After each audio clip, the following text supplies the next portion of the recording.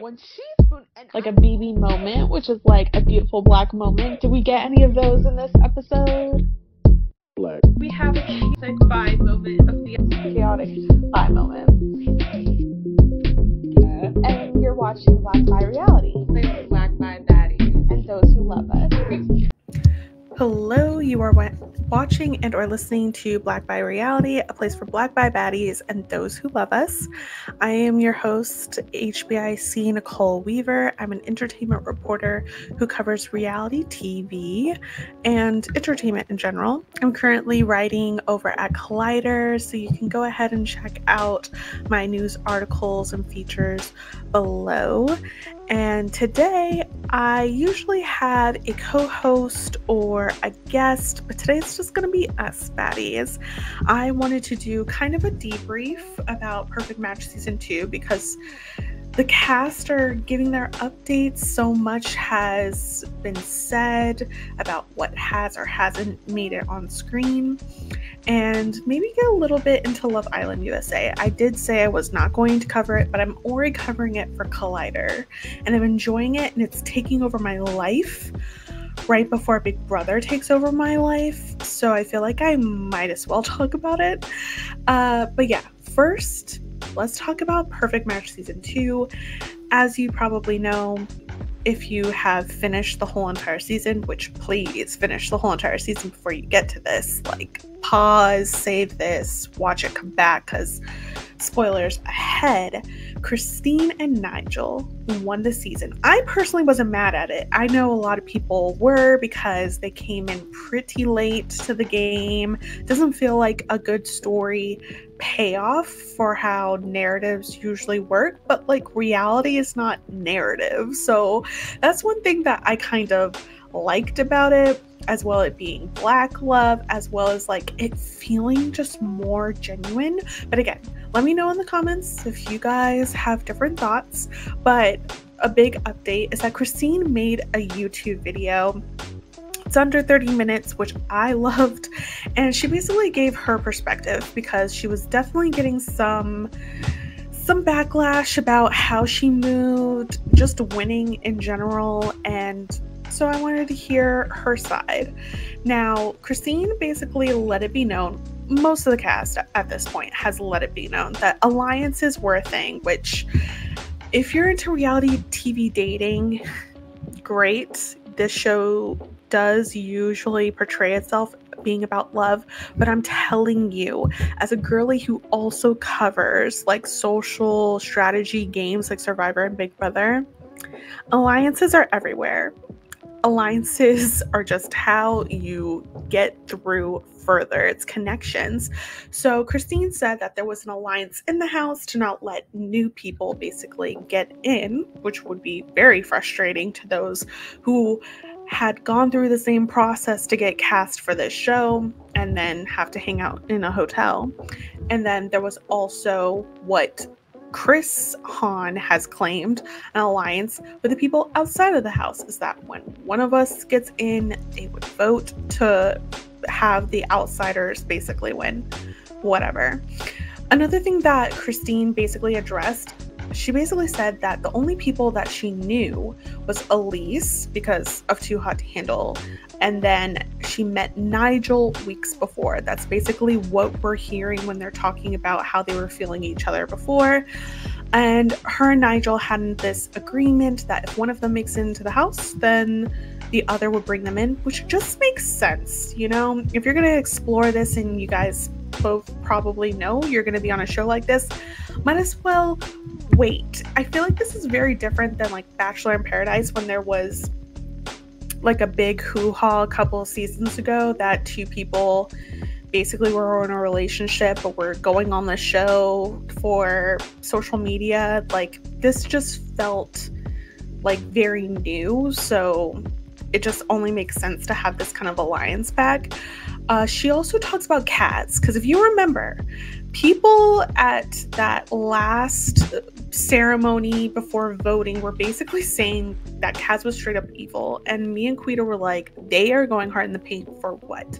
Well, Christine kind of explains more that Kaz was laying on thicker with the other girls than we saw. He basically told Bryton that he was going to match with her, and then he went ahead and matched with Micah instead. He also told Holly that he didn't think that he was compatible with Micah, so he led her on the same way, only to basically, I guess that time, he would have matched with Christine. So Kaz was doing too much, which I already figured he was doing too much. Like, at some point, you either have to stick pretty loyal to your person or have the tough balancing act of, yeah, you're gonna flirt with other people, but not do too much that their feelings are gonna be hurt, because they're the ones who are voting at the end. Like, more of these people need to use their heads for this game.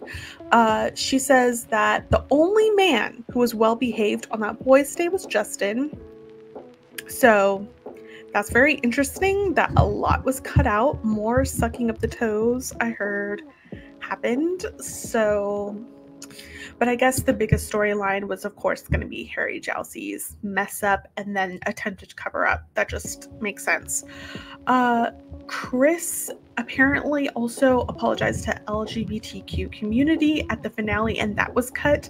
If you remember, Chris was very weird about Dominique's bisexuality and basically trying to see if she would be open to having other women be involved with them, but then he just moved on to Tolu, who was just very monogamous.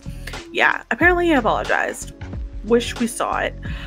Christine heard that Chris was telling people that he was faking it the whole time with Tolu, which is like the biggest fear I feel like I was having, or like why I was so suspicious and I couldn't just be all in on Chris and Tolu. So Christine said that she ran that back to Tolu, so she knew that. And then right before the season was going to premiere, Christine claims that Chris approached Tolu at an event and was like, okay, so what are we gonna do?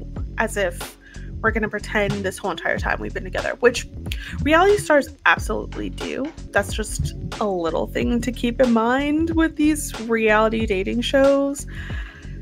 I'm so glad Tolu was like, nah, I'm just gonna stand in that you did me dirty, because you did. Christine says that she and Nigel tried to make things work for 9 months, which I think is pretty solid. I think if we did have to put a couple out on a trip, thank goodness was the couple that actually tried to make it work for 9 months. And the biggest side eye is that she claims that Alara was sliding into Nigel's DMs. She didn't say that there was anything scandalous, but she was just being friendly in the DMs when they're not even supposed to be following each other before the premiere and before the cast is out. And Christine was very much like, this is shady business. So that is all of Christine's updates. I thought the video was very nice, succinct. I am so much of a supporter of Christine and just her wins, so there's that. And I'm just very appreciative of all of the things we didn't get to see. The other person that I want to focus on when it comes to the updates is Dominique Defoe. She was one of the original people of this cast. Of course, she was our bisexual, and she went through it. At the beginning of the season, she matched with Bryton, as you can remember. They had an argument. The show claimed it was about yoga. It was not about yoga. And my heart goes out to Dominique for everything that she had to go through with filming the episodes in the first place. And then on top of that, seeing it, and how for her, she says it doesn't align with her reality.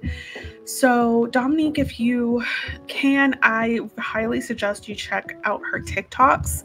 She has been releasing videos talking about her experience and her feeling and processing this whole thing. She said that she's never heard a straight man talk so much about what other men want to do with each other in the bedroom. And she says that the first night Bryton told her it's good she's a girl who is bisexual and asked if she would find him attractive.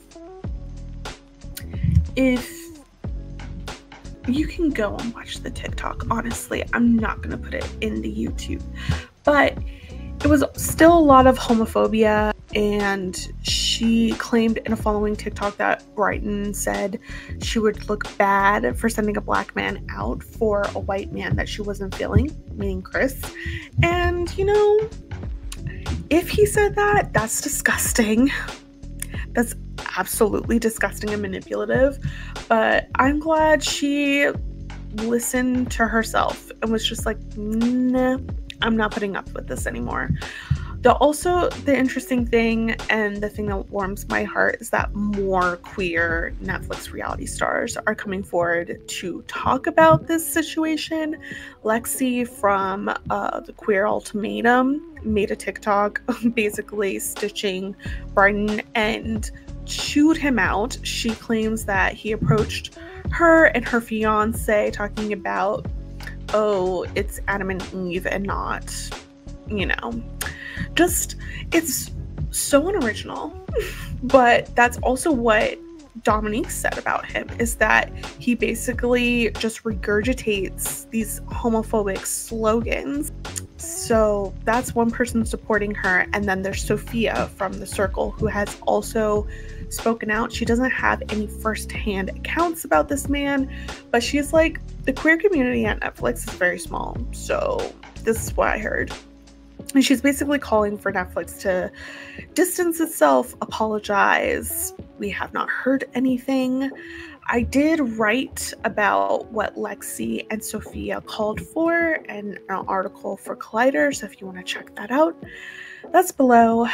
I think that this is very disheartening news, and I just want all of the queer, especially like women of color, having good experiences on these dating shows, just like their straight and white counterparts. From what I can see, Bryton has not addressed any of this and is just moving about his business, making merch off of whether yoga is a workout or not. So, ew. And that's mostly what I got for updates. I know Tolu is doing a bunch of interviews, which I'm so happy for her. And the sentiment with the YouTube video that has come out, also giving an update on all of the cast, is just a lot of these men ghost. I think this was a job to a lot of them and not actually looking for love, which honestly is also kind of fine, I would think, as long as like both people are on the same page. And it doesn't sound like both people are on the same page, babes. So yeah, not surprising, but all of these women are gorgeous, smart, gonna move on to bigger and better things. Now, Tolu was part of the announcement for season 3, which is amazing, sweetie. What are our predictions for who's going to be cast for season 3? I think Clay for sure is going to be part of it from Love is Blind. I don't know about AD though. I hate what the show has done for like most of the black women. Christine pulled it out in the last inning. So it's possible, but it's very hard.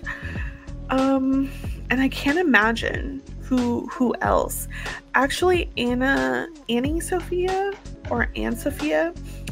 from season 1 of Perfect Match.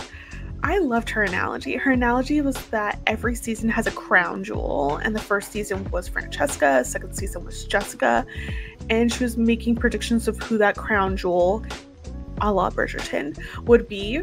I don't know. I think we have maybe another Love is Blind season to go, and maybe that'll be someone in the running. And I don't know when Too Hot to Handle comes back, but lately that's been what the crown jewels has been. Although Tolu I would consider is like crown jewel because she literally kicked off that season narrating, and I definitely think that the Perfect Match masters were on her side, which good for her. So yeah, those are basically the main things I wanted to talk about in terms of Perfect Match Season 2 to wrap it all up. I hope you guys subscribe if you liked the Perfect Match content, and stay tuned for the next Perfect Match Love is Blind series. Quita still loves doing it. Quita's just busy living their gay best lives at the very last days of June. Now, I do kind of want to talk about Love Island USA because I am watching it. It's so good, guys. If you are feeling reality TV, if you trust me as your Hbic, watch it. It's very, very good.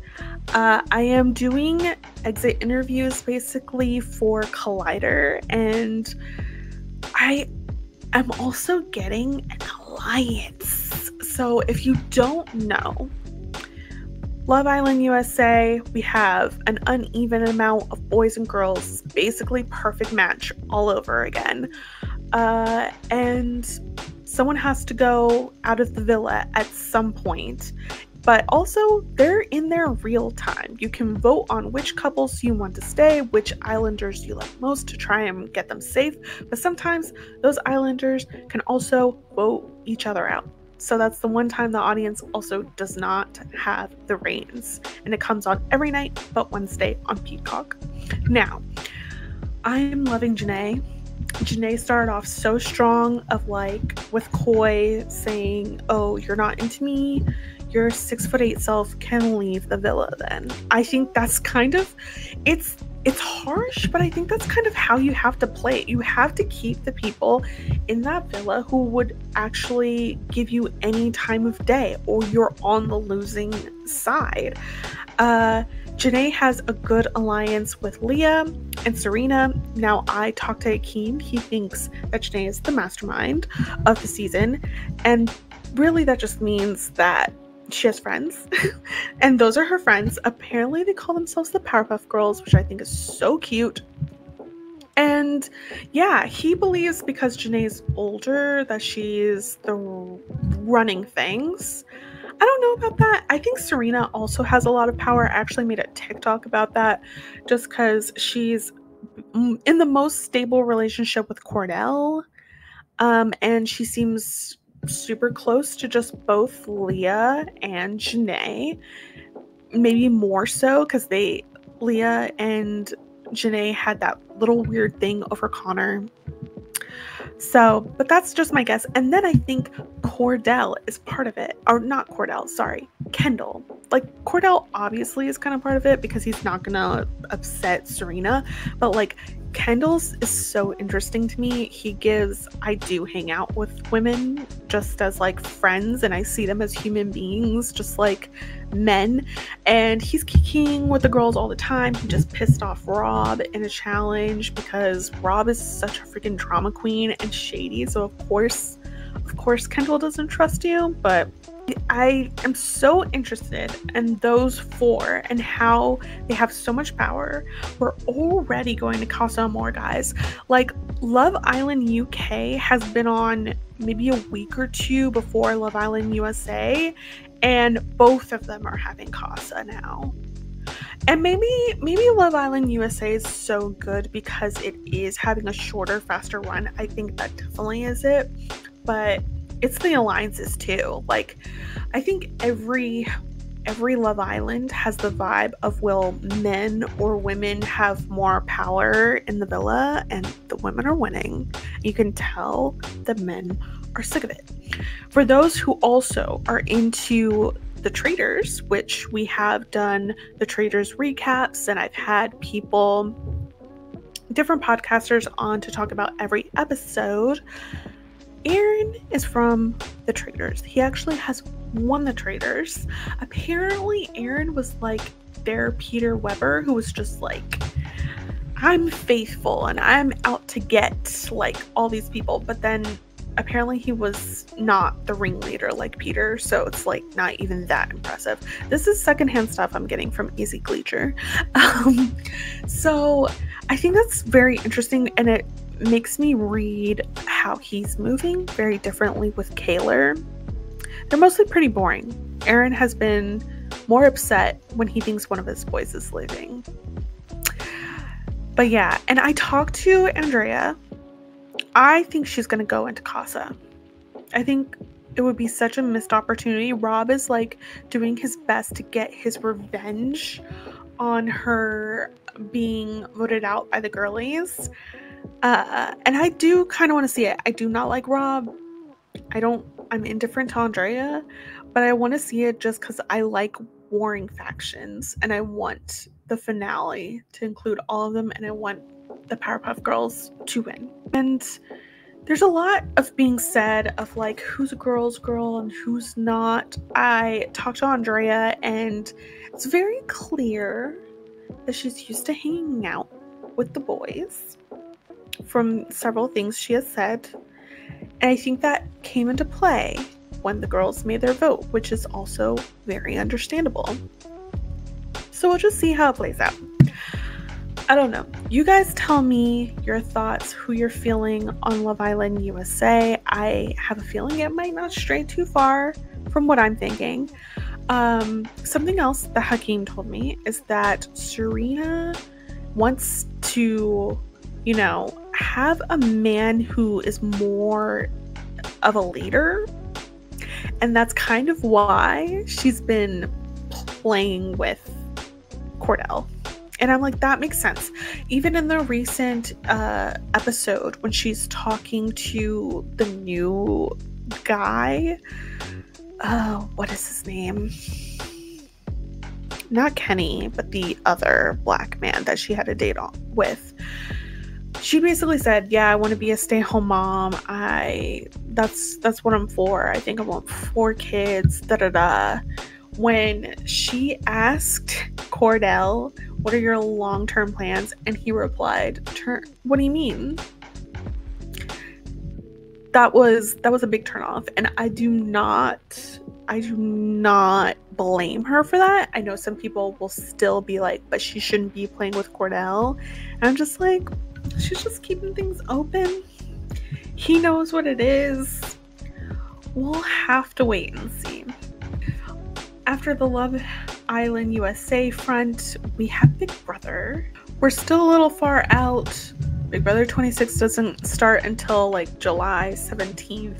But, you know, I feel the change in the wind coming. I feel like it's coming soon. We're getting teasers. Everything so far, it's giving microchip technology. It's probably going to be AI. I don't like AI, y'all. I don't trust it. I don't trust these corporations and how they want to use it. But it's infiltrating.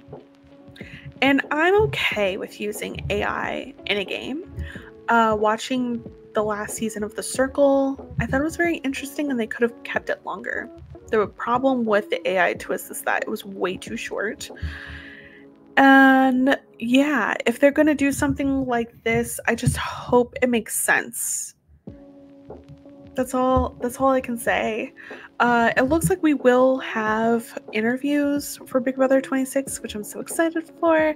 And as you know, I've stayed in contact with Izzy, so I'll try to get Izzy on to talk about the new season. I'm sure she'll have so many feelings and thoughts. And she's gonna watch live feeds, which is a biggie. So yeah, that's pretty much it. I want to keep this short and sweet, and just want to touch base with you baddies. Let me know all of your thoughts on all the shows, and yeah, that's basically it. And if you like the solo podcast, I'm still getting very much acquainted. I am so much of a reporter baddie. I'm used to one-on-one discussions and diving deep. The conversational just myself. Even though I'm an only child, I feel like I should be good at this because I'm an only child, but it's been a minute. And also I'm just getting more comfortable with myself. Filming and recording, doing my makeup, honestly, that's been a part of this, which is kind of embarrassing to admit, but it's just true. Anyways, guys, I'm gonna wrap it up. I hope you guys take care of yourself and have a good end of your June. July's coming up. I hope you have a good one, and we'll see what next week will bring. But if you ever are missing this podcast or myself, which would be kind of unbelievable to me if you do, but it would be very sweet if you did. I am pretty active on TikTok promoting the podcast, but also right now I'm actually doing more reaction videos to Love Island USA on TikTok. I think it makes sense there, but I also wanted to talk about it here with y'all because in case you're not following me or Black by Reality on TikTok, then here you go. Some Love Island USA thoughts. But yeah, that's all for now. Have a good one, baddies. Bye.